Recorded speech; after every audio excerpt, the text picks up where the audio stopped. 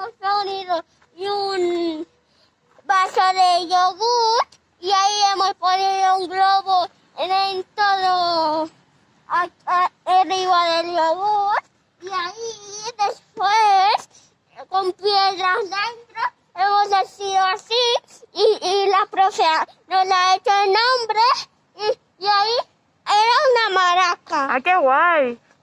¿Y tú, Antonella, qué nos Yo me dices? llamo Antonella y me gusta mucho el cazar porque siempre hacemos muchas cosas muy divertidas para los niños. En otros cazares no hacen mucho lo mismo, pero desayunamos. Bueno, en este cazar hay que usar mascareta. ¿Sí? Porque aquí está el coronavirus y no podemos enfermarnos. Vale. A la hora de comer nos quitamos la mascarilla. ¡Pero Benjamin! Vale. Entonces, ¿Y cómo os lo pasáis aquí? muy bien. ¿Sí? Y tenemos que hacer muchas cosas divertidas porque el cazar es muy divertido. ¡Qué bien!